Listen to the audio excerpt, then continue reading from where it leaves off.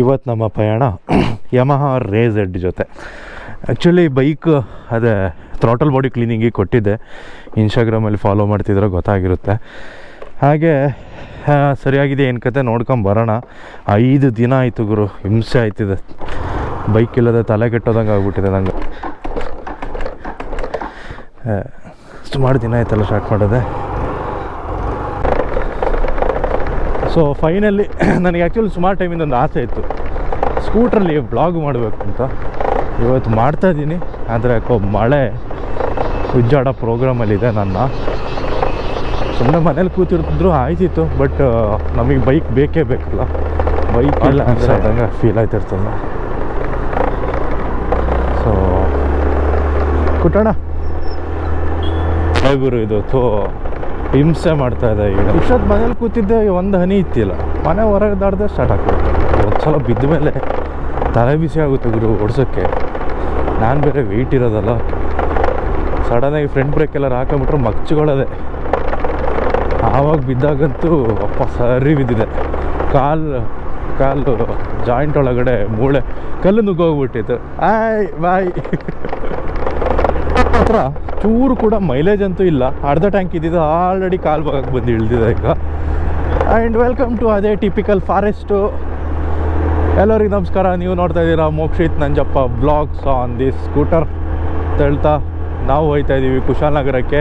And ಇಲ್ಲಿ ಗಂಟ ಯಾರು ನಮ್ಮ ಚಾನಲ್ಗೆ ಇವತ್ತು ಸಬ್ಸ್ಕ್ರೈಬ್ ಮಾಡ್ಕೊಂಡಿಲ್ಲ, ಹಾಗೆ ವೀಡಿಯೋನೆಲ್ಲ ಒಂದ್ಸಲ ರಿವ್ಯೂ ಮಾಡಿ ಇಷ್ಟ ಆದರೆ ಸಬ್ಸ್ಕ್ರೈಬ್ ಮಾಡ್ಬೋದು, ಇಲ್ಲ ಅಂದರೆ ಸುಮ್ಮನೆ. ನನಗೆ ಒಂದು ವಿಷಯ ಗೊತ್ತಾದಂಗೆ, ನಮ್ಮಲ್ಲಿ ಹೇಗೆ ಅಂದರೆ, ನನಗೆ ಹೇಳ್ತೀನಿ, ನಾನು ಡೆಲ್ಲಿಯಿಂದ ಬರಬೇಕಾದ್ರೆ ಇದು ಸೂರತ್ತಲ್ಲಿ ಕಬ್ಬು ಜ್ಯೂಸ್ ಕುಡಿಯೋಣ ಅಂತ ಬೈಕ್ ನಿಲ್ಲಿಸಿದ್ದೆ ನಾನು. ಆವಾಗಲ್ಲಿ ಅವನ ಹೆಸರು, ಕಬ್ಬು ಜ್ಯೂಸ್ ಮಾಡೋನ ಹೆಸರು ಅಂತ ರಕ್ಷಿತ್ ಅಂತ. ಅವನನ್ನು ಯೂಟ್ಯೂಬರ್ ಏಕೆ ಅಭಯ ಅಂತ ಕೇಳ್ದ. ಅಂದರೆ ಯೂಟ್ಯೂಬರ ನೀವು ಅಂತ. ನಾನು ಹಾಂ ಬೈ ಮೈ ಚೋಟ ಸ ಯೂಟ್ಯೂಬರ್ ಅಂತ ಹೇಳಿದೆ. ಅವನು ಅಷ್ಟೊತ್ತಿಗೆ ಎಷ್ಟು ಸಬ್ಸ್ಕ್ರೈಬರ್ಸ್ ಇದ್ದಾರೆ ನಿಮಗೆ ಭಯ್ಯ ಅಂತ ಹಿಂದಿಲಿ ಕೇಳ್ದ. ಕಿತ್ನಾ ಸಬ್ಸ್ಕ್ರೈಬರ್ಸ್ ಭಯ್ಯ ಅಂತ. ನಾನು ಅದಕ್ಕೆ ज़्यादा नहीं 2300 आसपास में है ಅಂತ ಹೇಳಿದೆ. ಅಷ್ಟೊತ್ತಿಗೆ ಅವನು ಒಬ್ಬ ये छोटा नहीं भाई बड़ा वाला बड़ा सब्सक्राइबर्स है आपको. ಹಂಗೆ ಹೇಳಿ ನನಗೆ ಹಿಂದಿ ಫುಲ್ ಬರೋದಿಲ್ಲಲ್ಲ, ಮತ್ತು ಅವ್ನು ಹೇಳಿ ನಂಗೆ ಅರ್ಥ ಆಯ್ತಿತ್ತು. ಸ್ವಲ್ಪ ಇದ್ರೂ ಕೂಡ ಜಾಸ್ತಿ ಇದೆ ಅಂತೇಳಿ ಖುಷಿಯಾಗಿರಬೇಕು ಅಂತ. ಲೈಕ್ 2,500 ಅಂದರೆ ತಮಾಷೆ ಅಲ್ಲ. ದೊಡ್ಡ ಸಬ್ಸ್ಕ್ರೈಬರ್ ಹಂಗೆ ಹಿಂಗೆ ಅಂತೆಲ್ಲ ಹೇಳ್ಬಿಟ್ಟು ನನಗೆ ರೋಮಾಂಚನ ಮಾಡಿಸ್ಬಿಟ್ಟ. ಅದೇ ನಮ್ಮ ಈ ಕಡೆ ಹೇಗೆ ಅಂದರೆ ದೂರದಂತಲ್ಲ ಆಯ್ತಾ, ಸಪೋರ್ಟರ್ಸ್ಗಳೇ ಇರೋದಿಲ್ಲ ಗುರು. ಅಯ್ಯೋ ಏನು ಜನಗಳಪ್ಪ. ನಾವು ಏನೇ ತಿಪ್ಪರ್ಲಾಗ ಹಾಕಿ ಕಷ್ಟಪಟ್ಕೊಂಡು ಬ್ಲಾಗ್ ಮಾಡಿದ್ರು ಕೂಡ ಹುಣ್ಸೆಕಾಯಿಗೂ ಪ್ರಯೋಜನ ಇಲ್ಲ. ಏನು ಮಾಡೋದು ಹೇಳಿ, ಹಂಗೆ ಹೇಳ್ಕೊಂಡು ಕೂತ್ರೆ ವೈರಲ್ ಆಗಲಿ. ಏನು ಕಬ್ಬು ಜ್ಯೂಸನ್ನು ಹೇಳ್ದಲ್ಲ, ಸಣ್ಣ 2,000 ಸಬ್ಸ್ಕ್ರೈಬರ್ಸ್ ತಮಾಷೆ ಅಲ್ಲ ಹಾಗೆ ಹೀಗೆ ಅಂತ. ಸೊ ನನಗೆ ಆಗಾಡ್ತಾಗಿದ್ದು ಒಂದು ವಿಷಯ ಏನಂದರೆ, ನಾರ್ತ್ ಇಂಡಿಯಾದಲ್ಲಿ ಯಾಕೆ ಈ ಕಂಟೆಂಟ್ ಕ್ರಿಯೇಟರ್ಸ್ ಆಗಿರಲಿ ಅಥವಾ ಬ್ಲಾಗರ್ಸ್ ಆಗಿರಲಿ, ಏನಾರು ಇರಲಿ, ಅವ್ರು ಹೇಗೆ ಅಷ್ಟು ಬೇಗ ಒಂದು 2-3 ಮಂತ್ಸಲ್ಲಿ ಅಷ್ಟು ಬೇಗ ಅವರ ಪೇಜು ಅಥವಾ ಚಾನಲ್ಗೆಲ್ಲ ಡೆವಲಪ್ ಮಾಡ್ತಾರೆ ಅಂತ ನನಗೆ ಆವಾಗ ಅರ್ಥ ಆಯಿತು. ಅಲ್ಲಿ ಸಪೋರ್ಟರ್ಸ್ ಜಾಸ್ತಿ ಗುರು, ನಮ್ಮ ಈ ಕಡೆ ಸಪೋರ್ಟರ್ಸ್ ಕಮ್ಮಿ. ನಾವು ಕಷ್ಟಪಟ್ಟು ಮಾಡಿ ಅದೆಲ್ಲರೂ ಮಾಡಿ ವೈರಲ್ ಆದರೆ ಮಾತ್ರ ನಾವು ಫೇಮಸ್ ಅಲ್ಲ, ನಮ್ಮ ಚಾನಲ್ಗಳು ಡೆವಲಪ್ ಆಯ್ತದೆ ಅಂತ ನಮಗೆ ಆವಾಗ ಅರ್ಥ ಆಯಿತು. ಸೊ ನಾವು ಅದೆಲ್ಲ ಮಾಡೋಕ್ಕೆ ಹೋಗಲ್ಲ. ಏನಿಲ್ಲದೇ ಇದ್ದರೂ ಸುಮ್ಮನೆ ಬ್ಲಾಗ್ ಮಾಡ್ಕೊಂಡು ಇಡ್ತೀನಿ, ಒಂದು ಟೈಮ್ ಪಾಸ್ ಥರ ಆಗಿದ್ದೆ ಮಾಡೋದಲ್ವ. ನಾ ಇಷ್ಟು ವರ್ಷ ಯೂಟ್ಯೂಬು ಮಾಡೋದಕ್ಕೆ ಅದು ಸಿಕ್ಕಿರೋದು ಅಥವಾ ಬಂದಿರೋದು ಅಂತ ಏನು ಉಣ್ಸೋಕ್ಕಾಗಿಲ್ಲ. ಬಟ್ ತುಂಬ ವಿಷಯಗಳನ್ನ ಕಲ್ತ್ಕೊಂಡೆ. ಯೂಟ್ಯೂಬ್ ಅಂದರೆ ಏನು, ಹೇಗೆ ಎತ್ತ ಹೇಗೆ ಅಂತೆಲ್ಲ. ಲೈಕ್ ನಾನು ಪಕ್ಕ ಎಲಿಜಿಬಲ್ ಆಗಿದ್ದೀನಿ ಹೊಸ ಪೇಜ್ ಕ್ರಿಯೇಟ್ ಮಾಡೋರಿಗೆ ಗೈಡ್ ಆಗಿರೋಕ್ಕೆ. ಮಹೀಂದ್ರದ್ದು ಇದೊಂದು EV ಮಾತ್ರ ಸೈಕ್ ಅಂದ್ಕೊಳ್ಳಿದು. BE ಒಳ್ಳೆ ಲುಕ್ಕಿದೆ, ಒಳ್ಳೆ ಎಂಥದ್ದು ಲ್ಯಾಂಬರ್ಗಿನಿ ಉರುಸ್ ಥರ. ಅಂತೂ ಇಂತೂ ಬಸವನಹಳ್ಳಿ ಬಂದು ತಲುಪಿದೆ. ಬಸವನಹಳ್ಳಿ ಗುಟ್ಟೇಶ್ವರ ಭಯಂಕರ ಡೆವಲಪ್ ಆಯ್ತಿದೆ ಗುರು. ಇಲ್ಲಿ ಬಸ್ ಡಿಪೋ ಎಲ್ಲ ಸ್ಟಾರ್ಟ್ ಮಾಡ್ತಾರಂತೆ KSRTC ಅವರು. ಇನ್ನು ಈ ಕಡೆ ಎಲ್ಲ ಜಾಗಗಳನ್ನ ಮುಟ್ಟಂಗಿರೋದಿಲ್ಲ ಪಕ್ಕ. ಸ್ಕೂಟ್ರು ವಾಬಲ್ ಆಯ್ತಾ ಇದೆ. ಆಗಲೇ ನಿಲ್ಲಿಸ್ಬಿಟ್ಟು ಯಾಕೆ ಅಂತ ನೋಡ್ತೀನಿ, ಟಯರಿಗೆ ಅಲ್ಲಾಡ್ತಿದ್ದಾರೆ, ರಿಮ್ ಬೆಂಡ್ ಆಗೋಗ್ಬಿಟ್ಟಿದೆ. ಮನೆಯಿಂದ ಹೋಮ್ ಸ್ಟೇಯಿಂದ ಮನೆ ಅಂತ ದಿನಕ್ಕೆ 1000 ಸಲ ಓಡಾಡ್ಬಿಟ್ಟು. ಇನ್ನು ಸ್ವಲ್ಪ ಪರವಾಗಿಲ್ಲ, ಮಳೆ ಕಮ್ಮಿ ಇದೆ. ಸ್ಪೀಡ್ ಹೋಗೋದು ಬೇಡ ಅಲ್ಲ, ಇದರಲ್ಲೆಲ್ಲ ಬಿದ್ದರೆ ಮುಖ ಮುಸ್ಲಿ ಇರೋದಿಲ್ಲ. ನನಗೆ ಸ್ಕೂಟ್ರಿಗೆ ಜೀವ ಇದ್ದು ಬಿಟ್ಟಿದ್ರೆ ಪಕ್ಕ ಅಂದ್ಕೊಳ್ತಿತ್ತು ಅನ್ಸುತ್ತೆ, ಇದು ಯಾವ ಹೊಸ ಪ್ರಪಂಚ ಅಂತ ಅನಿಸುತ್ತೆ. ಪ್ರಾಬ್ಲಿ ಹೈವೇಗೆ ತರೋದೇ ನಾನು 5 ವರ್ಷಕ್ಕೊಂದ್ಸಲ ಥರ ಆಗಿಬಿಟ್ಟಿದೆ. ಈಗ ಈ ವರ್ಷನೇ ಸ್ವಲ್ಪ ಸ್ಕೂಟ್ರ್ ರಿಪೇರಿ ಅದು ಇದು ಅಂತ ಒಂದು 2 ಸಲ ತಂದಿರ್ಬೋದು ಅಷ್ಟೇ ಟೌನಿಗೆ ಅಂತ. ಇಷ್ಟು ಲಾಂಗು ಇದೆ. ಫಸ್ಟು ಟೈರ್ ಚೇಂಜ್ ಮಾಡಬೇಕಾದ್ರು ಕುಂಡಿ ಅಲ್ಲಾಡ್ದಂಗೆ ಫೀಲ್ ಆಯ್ತಿದೆ. ಎಲ್ಲ ಟೈರ್ಗಿರು ಬಿಚ್ಚೋಕೊಂಬಿಟ್ರೆ ಮುಗೀತು. ಕಿರಣ ಹತ್ರ ಬೈಕ್ ಏನಾಗಿದೆ ಚೆಕ್ ಮಾಡೋಣ ಅಂತೇಳಿ ಬಂದರೆ ಪಾರ್ಟಿನೇ ಇಲ್ಲ ಗುರು. ಸೊ ಅವನು ಎಲ್ಲಿ ಹುಡ್ಕೊಂಡು ಹೋಗೋದೀಗ? ಲೈನ್ ವರ್ಕ್ ಅಂತ ಪಾಪ ಎಲ್ಲ ಹೋಗಿರ್ತಾನೆ. ಬೈಕ್ ಬೇಕಲ್ಲ ನನಗೆ. ಬೈಕ್ ಇಲ್ಲ ಅಂದರೆ ನಮ್ಮ ಬ್ಲಾಗ್ಗಳೆಲ್ಲ ಹೊಂಡ ಮೋಚ್ತದಲ್ಲ ದೇವ್ರೇ. ಕುಶಲನಗರದಲ್ಲಿರೋ ಎಲ್ಲ ಬಾಯ್ಸಿಗೆ ಒಂದು ದೊಡ್ಡ ನಮಸ್ಕಾರ. ಇಷ್ಟು ದಿನ ಬೆನೆಲಲ್ಲಿ ಬರ್ತಿದ್ದೆ, ಇವತ್ತು ಝೆಡ್ಡಲ್ಲಿ ಬರ್ತಾಯಿದ್ದೀನಿ. ಬ್ರೇಕ್ ಬೇರೆ ಇಲ್ಲ ಒಂದು ಕಡೆಯಿಂದ. ಸೊ ಹಾಗೆ ಹೇಳ್ತಾ ನಮ್ಮ ಕಿರಣ ಇನ್ನೂ ಬಂದಿಲ್ಲ. 4-5 ದಿನ ಬೇರೆ ಆಯಿತು. ಅರ್ಥ ಮಾಡೋದು ಗೊತ್ತಿಲ್ಲ. ಇವತ್ತು ಹೋಗ್ಬಿಟ್ಟು ಯಾರ ಹತ್ರ ಏನೋ ಮಾತಾಡೋಕ್ಕಿತ್ತು, ಕೆಲಸ ಮುಗಿಸ್ಕೊಂಡು ಮತ್ತೆ ಸಿಗೋಣ. ನಂಬರ್ ಪ್ಲೇಟ್ ಬೇರೆ ಇಲ್ಲಲ್ಲ, ಅವ್ರು ಎಂಟ್ರಾಗ್ಬಿಟ್ಟು ಹಾಕೊಂಡು ರುಬ್ಬಾಡಿಬಿಡ್ತಾರೆ. ಮತ್ತು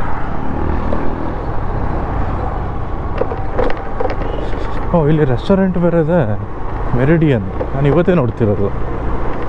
ನೋಡೋಕ್ಕೇನೋ ಭಾರಿ ಜೋರಾಗಿದೆ ಅಲ್ಲ, ಹೋಗೋಣ ಯಾವಾಗ ಒಂದ್ಸಲ. ಸೊ ಹಂಗೆ ಇವತ್ತು ಕೆಲಸಗಳು ಏನು ಆಗಿಲ್ಲ, ಸುಮ್ಮನೆ ಬಂದ ಪುಟ್ಟ ಹೋದ ಪುಟ್ಟ ಅಂತ ಆಗಿದೆ. ಹೆಂಗೆ ನಿಸರ್ಗಧಾಮದ ಹತ್ರ ತಲುಪೋದೇನು ವಾಪಸ್ ಮನೆಗೆ ಹೋಗೋಣ ಅಂತ ಹೇಳ್ಬಿಟ್ಟು. ನಿಸರ್ಗಧಾಮ ಏನು ಗುರು ಇದು ಈ ರೇಂಜಿಗೆ ಡೆವಲಪ್ಪು? ಅಪ್ಪ ದೇವರೇ, ಯಾರೆಲ್ಲ ನಿಸರ್ಗಧಾಮ ಇಲ್ಲಿ ಗಂಟೆ ನೋಡಿದ್ದೀರಾ ಒಂದು ಕೈ ಅಂತ ಫೀಲಿದೆ. ಚೆನ್ನಾಗಿದೆ ವೆದರ್, ಬೈಕೆಲ್ಲ ಇದೆ, ರುಬ್ಕೊಂಡು ಹೋಗ್ಬೋದಿತ್ತು. ಏನು ಮಾಡೋದು? What timely what happen that will happen ಅಂತ ಹೇಳೋದು ಈಗ ಯೋಚನೆ ಬರ್ತಿದೆ. ಕ್ರೇಜಿ ಅನ್ಕೋದು. ಸ್ವಲ್ಪ ಪರ್ಪಲ್ ಪಾಮಿಗೆ ಹೋಗ್ಬೇಕು. ಒಬ್ಬನೇ ಹೋಗೋಕ್ಕೆ ಹಿಂಸೆ ಆಗ್ಬಿಡುತ್ತೆ. ಸಣ್ಣ ಪುಟ್ಟ ರೆಸ್ಟೋರೆಂಟ್ ಆದರೆ ಪರವಾಗಿಲ್ಲ, ಅದು ರೆಸಾರ್ಟ್ ಬೇರೆ ಅಲ್ಲ. ಹಂಗೆ ಹೇಳ್ತಾ ಮೋಡ ಒಂದು ಕಡೆ ಹಚ್ತಾ ಇದೆ. Speed limit 30. ನಮ್ಮದು ಸ್ಪೀಡ್ ಮೀಟ್ರೇ ಇಲ್ಲ. ಸೊ 0ಗಿಂತ ಕೆಳಗಿದೆ. ಪೊಲೀಸರಿಗೆ ಹೆಂಗೆ ಇಲ್ಲ. ತಿಕ್ಲಿಡ್ದೋಗ್ಬಿಡ್ತು ಗುರುತು. 10-10:30 ನಾವು ಬಂದೆ. 12:30 ಆಯಿತು. ನೋಡಿಲ್ಲಿ ಪೆಟ್ರೋಲ್ ಎಷ್ಟು ಇಳಿದಿದೆ ಅಂತ. ಎಷ್ಟು ಒಂದು ಸ್ಟೇಗಳಾಗಿದೆಲ್ಲ ಸುತ್ತಮುತ್ತ. ಸೊ ಯಾರಿಗಿನ್ನೂ ನಂದೊಂದು ಫಾರ್ಮ್ ಸ್ಟೇ ಇದೆ ಅಂತ ಗೊತ್ತಿಲ್ವೋ, ಇನ್ಸ್ಟಾಗ್ರಾಮಲ್ಲಿ ರಿಯೋ ವಿಸ್ತಾ ಫಾರ್ಮ್ ಸ್ಟೇ ಅಂತ ಪೇಜ್ ಆಗಿದೆ. ಸೊ ಇನ್ ಕೇಸ್ ಯಾರು ಕೊಡಗು ಕಡೆ ಬಂದು ಸ್ಟೇ ಆಯ್ತೀರಾ ಅಂದರೆ ಒಂದು DM ಮಾಡಿ, ಅಥವಾ ಅದ್ರಲ್ಲಿ ನಂಬರ್ ಹಾಕಿರ್ತೀನಿ, ಆ ನಂಬರಿಗೆ ಕಾಲ್ ಮಾಡಿ. ಬರೋ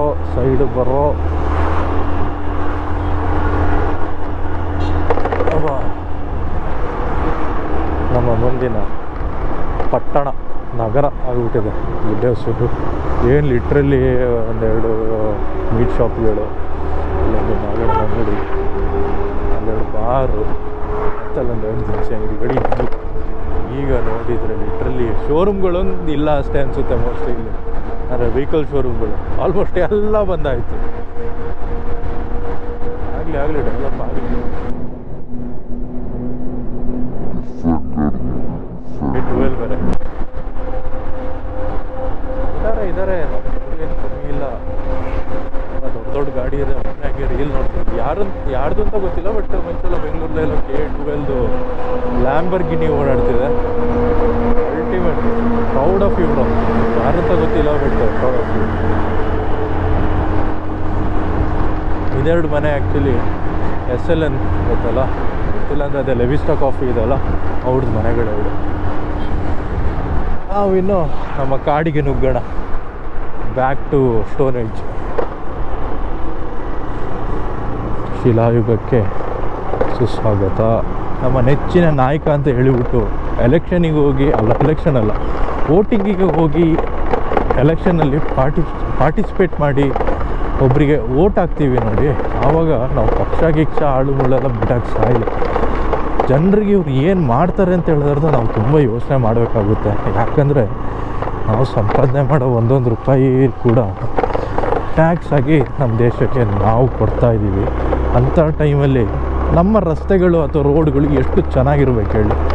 ಲಿಟ್ರಲಿ ನಾನು ಈ ಮಾತು ಯಾಕೆ ಹೇಳ್ತಿದ್ದೀನಿ ಅಂದರೆ, ಇವತ್ತು ಬೆಳಿಗ್ಗೆ ಒಂದು ರೀಲಲ್ಲಿ ನೋಡಿದೆ. ಈ ರೀಲೇ ಆಲ್ಮೋಸ್ಟ್ ನಮ್ಮ ಗೂಗಲ್ ಥರ ಆಗಿಬಿಟ್ಟಿದೆ. ಸೊ ಇಲ್ಲಿ ರೀಲಲ್ಲಿ ನೋಡಿದೆ, ಒಬ್ಬ ಸಾಧಾರಣ ಟ್ರಾಫಿಕ್ ಪೊಲೀಸ್ ಹತ್ರ 42 ಪ್ಲಾಟು, 3300 ಸ್ಕ್ವೇರ್ ಫೀಟ್ ಅಷ್ಟು ದೊಡ್ಡ ಮನೆ, 1 kg ಚಿನ್ನ, 1 ಕೋಟಿ ರೂಪಾಯಿ ದುಡ್ಡು ಮನೇಲಿ ಸೀಸನ್. ಅಂಥವ್ರು ಎಷ್ಟೋ ಸಾವಿರ ಲಕ್ಷ ಜನ ಇರ್ಬೋದು ಅಂದ್ಕೊಳ್ಳಿ ಈ ಥರ ದುಡ್ಡು ಹೊಡೆದು. ಆ ದುಡ್ಡೆಲ್ಲ ಲಿಟ್ರಲಿ ಯಾರ್ದು? ನಮ್ಗಳ್ದೆ ಕೊಳ್ಳೆ ಹೊಡೆದಿರೋದು. ಕೋಟಿ, ಲಕ್ಷ ಕೋಟಿ, ಸಾವಿರ ಕೋಟಿ, ಎಷ್ಟೋ ಕೋಟಿ ಟ್ಯಾಕ್ಸ್ ಕಲೆಕ್ಟ್ ಆಗ್ತಿರ್ತದೆ ದಿನ, ತಿಂಗಳು, ವರ್ಷ, ಪ್ರತಿದಿನ ಆ್ಯಕ್ಚುಲಿ. ಸೊ ಆ ದುಡ್ಡೆಲ್ಲ ಎಲ್ಲಿ ಹೋಯ್ತಿದೆ, ಏನು ಆಯ್ತಿದೆ ಗೊತ್ತಿಲ್ಲ. ಡೆವಲಪ್ಮೆಂಟ್ ಮಾಡ್ತಾ ಇದ್ದಾರೆ, ಹೌದು, ಇಲ್ಲ ಅಂತ ಹೇಳೋದಿಲ್ಲ. ಅರ್ಬನ್ ಸಿಟೀಸ್ ಆಗಿರಲಿ ಅಥವಾ ಅರ್ಬನ್ ಏರಿಯಾಸ್ಲಿ ತುಂಬಾ ಡೆವಲಪ್ ಆಗಿದೆ, ಓಕೆ, ಒತ್ಕೊಳ್ಳೋಣ. ಈ ಹಳ್ಳಿಯವರು ಏನು ಮಾಡಿದ್ದಾರೆ ಅಂತ ಬೇಕು ಫಸ್ಟ್ ಆಫ್ ಆಲ್. ಈಗ ನಾನು ಈಗ ಹಳ್ಳಿಲೇ ಇರೋ ಕಾರಣ ನಮಗೆ ಚೆನ್ನಾಗಿ ಗೊತ್ತಿರುತ್ತೆ, ಲೈಕ್ ದಿನ ಅಥವಾ ದೈನಂದಿನ ಓಡಾಟ ಎಷ್ಟು ಕಷ್ಟ ಇರುತ್ತೆ ಅಂತ ಹೇಳೋದು. ಇದನ್ನೆಲ್ಲ ಸ್ವಲ್ಪ ಈ ಓಟ್ ಕೇಳೋಕ್ಕೆ ಬರ್ತಾರಲ್ಲ ಅಥವಾ ಎಲೆಕ್ಷನಲ್ಲಿ ನಿಂತು ನಮ್ಮನ್ನ ಗೆಲ್ಲಿಸಿ ನಾವು ರೋಡ್ ಮಾಡಿಕೊಡ್ತೀವಿ, ಅದು ಮಾಡಿಕೊಡ್ತೀವಿ, ಟ್ರೈನು ಹುಣ್ಸೆಕಾಯಿ ಅಂತೆಲ್ಲ ಹೇಳ್ತಾರಲ್ಲ, ಇವರಿಗೆಲ್ಲ ಗೊತ್ತಿರಬೇಕು ಓಟ್ ಹಾಕೋಕ್ಕಿಂತ ಮುಂಚೆ ಅವರು ಆ ಸ್ಟೇಜಲ್ಲಿ ನಿಂತು ಕೇಳೋಕ್ಕೆ ಅವರು ಅರ್ಹರ ಅಥವಾ ಎಲಿಜಿಬಲ್ ಅಂತ ಅವ್ರಿಗೆ ಗೊತ್ತಿರಬೇಕು. ಲಿಟ್ರಲಿ ಇವರು ಏನಿದೆಲ್ಲ ಲೈಕ್ ಇದು ನಮ್ಮಲ್ಲಿಂತಲ್ಲ, ಕೊಡಗಲ್ಲೆಲ್ಲ, ಕರ್ನಾಟಕದಲ್ಲೆಲ್ಲ, ಇಂಡಿಯಾದಲ್ಲಿ ಎಷ್ಟೋ ಕಡೆ ಇದೆ ಸೀನ್ಗಳು. ಲೈಕ್ ಅದು ಯಾರು ಇಲ್ಲಿ ಗಂಟ ವಾಯ್ಸ್ ಎತ್ತಾ ಇಲ್ವೋ ಅಥವಾ ವಾಯ್ಸ್ ಎತ್ತಿದವ್ರನ್ನ ಇವ್ರುಗಳು ಬಿಡ್ತಾ ಇಲ್ವೋ ದೇವರಿಗೆ ಗೊತ್ತು. ಯಾಕಂದರೆ ನಾನು ಇಲ್ಲೇ ಸುತ್ತಮುತ್ತ ಕೊಡಗಲ್ಲಿ ಓಡಾಡ್ಕೊಂಡಿರೋ ಕಾರಣ ಯಾವುದೇ ಒಂದು ಹಳ್ಳಿ ರೋಡ್ ಒಳಗಡೆ ರೋಡ್ಗಳಂತೂ ಒಂದು ಚೂರು ಚೆನ್ನಾಗಿಲ್ಲ, ಒಂದು ಚೂರು ಚೆನ್ನಾಗಿಲ್ಲ. ಇನ್ನು ಡೆಲ್ಲಿ ರೈಡೆಲ್ಲ ಮಾಡ್ತೀನಿ ನೋಡಿ, ಅದರಲ್ಲಿ ನೋಡ್ತೀನಿ ಹೈವೇ, ನ್ಯಾಷನಲ್ ಹೈವೇ ಏನು ಬಿಟ್ಟ ಅಂದರೆ ಏನು 200ರಲ್ಲಿ ಗಾಡಿಗಳು ಹೋಯ್ತಾ ಇರ್ಬೋದು, ಆ ಥರ ರೋಡ್ಗಳು. ಅದೇ ಸ್ವಲ್ಪ ಇಂಟೀರಿಯರ್ ಒಳಗಡೆ ಹೋಯ್ತಿರಂದರೆ ಇಲ್ಲಿ ಸಿಮೆಂಟ್ ಆದರೂ ಉಂಟು ಗುರು, ಆ ಕಡೆ ಬರೀ ಕಲ್ಲೇ ಇರೋದು. ನೀವು ವಿಡಿಯೋ ನೋಡಿದರೆ ಗೊತ್ತಾಗುತ್ತೆ. ಲೈಕ್ ಅದು ಏನು ಕತೆ ಗೊತ್ತಿಲ್ಲಪ್ಪ, ನಾವುಗಳು ತಪ್ಪು ಮಾಡ್ತಿದ್ದೀವೋ ಅಥವಾ ಪೊಲಿಟಿಷಿಯನ್ಸ್ ತಪ್ಪು ಮಾಡ್ತೀಯಾರೋ ಅದು ಅವರಿಗೆ ಗೊತ್ತು. ನೋಡೋಣ ಇದು ಎಲ್ಲಿ ತಲುಪ್ತದೆ. ಇನ್ನು ಡೆವಲಪ್ಮೆಂಟ್ ಹೆಸರಲ್ಲಿ ನಮ್ಮ ಕೈಯಿಂದ ಎಷ್ಟು ಕೊಳ್ಳೆ ಹೊಡ್ಕೊಳ್ತಾರೆ, ಎಷ್ಟೆಲ್ಲ ಡೆವಲಪ್ ಮಾಡ್ತಾರೆ ಅಂತ ಹೇಳೋದು ಅವರ ಕೈಲಿ ಬಿಟ್ಟಿರೋದು. ನಮಗಾಗುವಷ್ಟು ನಾವು ಹೇಳಿ ಮುಟ್ಸೋಕ್ಕೆ ಟ್ರೈ ಮಾಡೋಣ. ಅಂತೂ ಆಗಿಲ್ಲ ಅಂದರೆ ಗೊತ್ತಿಲ್ಲ, ಒಂದಲ್ಲ ಒಂದು ದಿನ ರೆಬೆಲಿಯನ್ ಸ್ಟಾರ್ಟ್ ಆಗುತ್ತೆ. ನಾವೀಗ ಒಂದು 5 ಲಕ್ಷದ ಒಂದು ಗಾಡಿ ತೊಗೊಳ್ತೀವಿ ಅಂದರೆ ಅದ್ರ ಕಾಲು ಭಾಗ ಸರ್ಕಾರಕ್ಕೇ ಇದರ ಟ್ಯಾಕ್ಸ್ ಎಲ್ಲ ಹೋಯ್ತಾರೆ. ರೋಡ್ ಟ್ಯಾಕ್ಸು, ಆ ಟ್ಯಾಕ್ಸು, ಇನ್ಶೂರೆನ್ಸು, ಹುಣಸೆಕಾಯಿ, ಹಾಳು ಮುಳ್ಳು, ಕಡ್ಡಿ, ಕೆಸರು, ಮಣ್ಣು ಅಂತೆಲ್ಲ ಹೇಳಿ ಬಾರದರ್ನೆಲ್ಲ ಹಿಂಡಿ ಕಿತ್ಕೊಳ್ತಾರೆ. ಆ ದುಡ್ಡೆಲ್ಲ ಎಲ್ಲಿ ಹೋಯ್ತಿದೆ ಅಂತ ಹೇಳಿ ಕೇಳೋರೇ ಇಲ್ಲ. ಅದೇ ಇಷ್ಟಕ್ಕೆಲ್ಲ ಪ್ರಾಬ್ಲಮ್ ಮಾಡಿರೋದು. ಅದೇ ಮೊನ್ನೆ ಕೇರಳದಲ್ಲಿ ಒಬ್ಬರು ರೋಡ್ ಚೆನ್ನಾಗಿಲ್ಲ ಅಂತೇಳಿ ಟೋಲ್ ಅವ್ರ ಜೊತೆ ಹೊಡೆದಾಡಕ್ಕೆ ನಿಂತಿದ್ರಲ್ಲ, ಆ ಥರ ಎಲ್ಲರೂ ಹೊಡೆದಾಡಕ್ಕೆ ನಿಂತರೆ ಪ್ರಾಬಬ್ಲಿ ರೋಡ್ಗಳೆಲ್ಲ ಚೆನ್ನಾಗಿ ಆಗ್ಬೋದೇನೋ. ಇಲ್ಲ ಅಂದರೆ ಅವ್ರ ಕೆಸರು ಏರ್ಸ್ತಾ ಇರ್ತಾರೆ, ನಾವು ಕೆಸರು ಮೆತ್ತಿಸ್ಕೊಳ್ತಾ ಇರ್ತೀವಿ. ಇಷ್ಟೇ ಆಯ್ತಿರೋದು, ಲಿಟ್ರಲಿ ಇಷ್ಟೇ ಆಯ್ತಿರೋದು. ನಾವುಗಳೇ ಸರಿ ಇಲ್ಲ, ಇನ್ನು ಅವ್ರುಗಳನ್ನೇ ಏನು ಇರೋದು, ನಾವೇ ಹೊಟ್ಟೆ ತುಂಬಿಸ್ತಿದ್ದೀವಿ ಅವ್ರನ್ನ ಕೂರಿಸ್ಕೊಂಡು.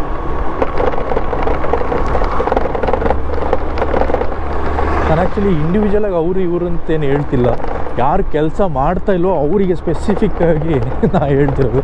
ಇದೇನು ಅವ್ರಿಗೇನು ಮುಟ್ಬಿಟ್ಟು ಅಥವಾ ಈ ವಿಡಿಯೋ ಅವ್ರಿಗೇನು ರೀಚ್ ಆಗಿಬಿಟ್ಟು ಅವರೇನು ಆ್ಯಕ್ಷನ್ಸ್ ತೊಗೊಳ್ಳಲ್ಲ, ನಮ್ಮ ಮೇಲೇ ಬೇಕಾದ್ರೆ ರಿಟರ್ನ್ ಆ್ಯಕ್ಷನ್ ತಗೊಂಡು ನಮ್ಮನ್ನ ರುಬ್ತಾರೆ. ಇಷ್ಟೇ ಇರೋದು ನಮ್ಮ ಡೆಮೋಕ್ರಸಿಲಿ. For the people, by the people, of the people, ಅಷ್ಟೇ.